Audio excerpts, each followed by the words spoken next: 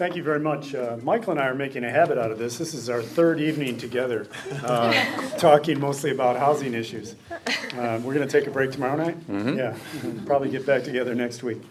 But thank you very much for having me. I wanted to touch on some of the things that the city's involved with, certainly, and some of the things I believe needs to be done in our state. A couple of years ago, I was appointed by the governor to the Climate Action Council. And we spent about 15 months coming up with some ideas and published a document that was a recommendation to the state. And one of the problems that we had with that is that we were divided into a camp, and I think that says a lot about Michigan. On the side I was on, it was people that were looking toward a green future, people who were looking for a new economy.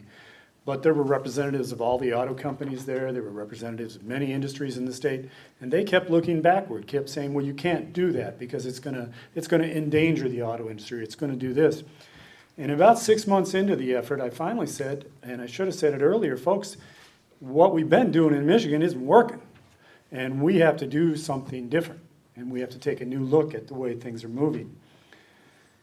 We came up with a report, and it was a strong report by the end, although there was not as strong as it could have been. But the action on it is something that has been moving along very slowly. I don't see the state taking it up and working on those recommendations, and yet in that document was a pathway to a new economy for our state. One of the things that I think we kind of miss doing in Michigan is looking around us the way we should. And if we wanted to find examples, we only need to look across the lake into Ontario. In Ontario, at Sault Ste. Marie, they have 140 1.5 megawatt windmills that are about 12 miles from Michigan. It's frustrating because you can actually see them from Michigan. And when they put up the towers, which are 330 feet high, these are steel cylinders with a walkway up through the middle. They put on a whole new line at the over 100-year-old Algoma steel plant to build these towers. People worked for a couple of years to put these together because these are giant machines, these windmills, and it is best if you build them close to where you're going to use them. Along the coast of Lake Huron, we see, actually back in from the coast, not out in the water, we see more windmills going up. Ontario is putting a 100 megawatt solar plant in Sarnia, our same latitude, just a few miles away. We could probably be there in an hour. They're putting a 20 megawatt solar plant in Sault Ste. Marie. So how can they do it and we can't? They have their own version of feed-in tariffs, something the Europeans have been doing for a long time. And what it does is guarantee a price for the renewable energy producer, and then when you spread out that cost across the whole rate base, you can really absorb it into what's going on with everybody's electricity, not just industry, not just the residential base. It's been working in Europe for a very long time. It's been working in Ontario now for, I think, going on about 8 years, and they've made tremendous progress. It's a very, I shouldn't say simple. It would be quite a political battle in Michigan, but it's something that could be done readily to bring our own version of feed-in tariffs here into Michigan, start to duplicate what is happening right across the lake in Ontario. And it's very difficult to say you can't do something when somebody 40, 50 miles away is doing it. One of the other ideas that we talked about in the Climate Action Council, and that I've talked about a lot, is to take some of the best things that are going on in our state and to take them statewide. One of the things that we've been doing in Ann Arbor, and one of the leading, maybe the leading city in the nation, in moving to LED street lighting. What is the potential if you started to do that on college campuses across the state?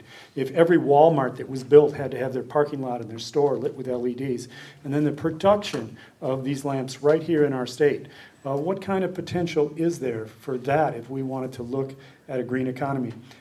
Way back in the 1980s, I served on the board of directors of Recycle Ann Arbor, and then into the 90s, I was the chairman of that board.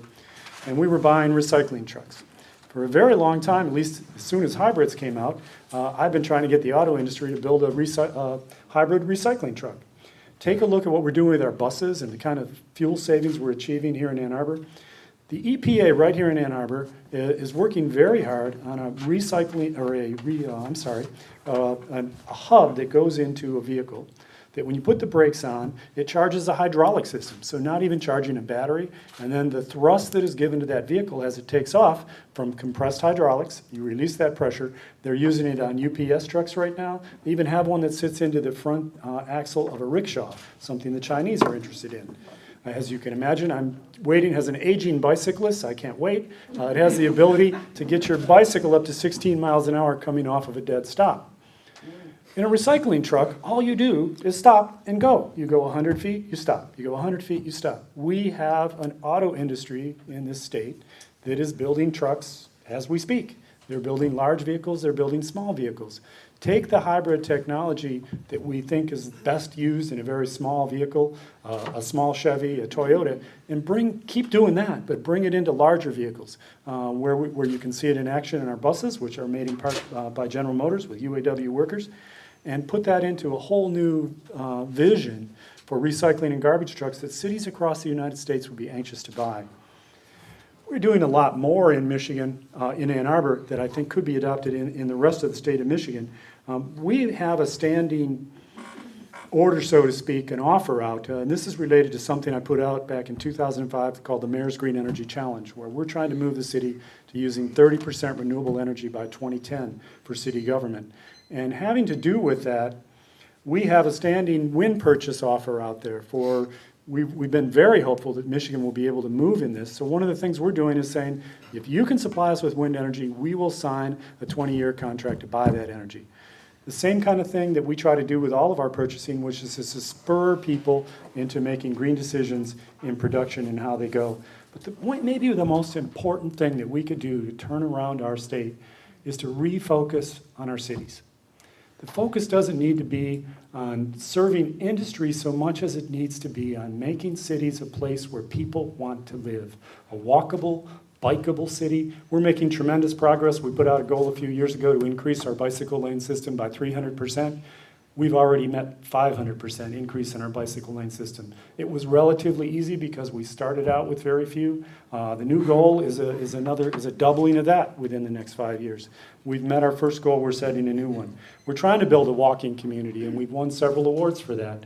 But other cities can do this too. Grand Rapids has a lot going on it. There are centers in our state where people are moving forward. But my belief is that if you create cities where people want to live, that the business will follow, because the talented people want to live in a place that offers art, that offers a walkable city, that has places to bike, that has beautiful parks, and has a wonderful and creative lifestyle going on in that city. Thank you.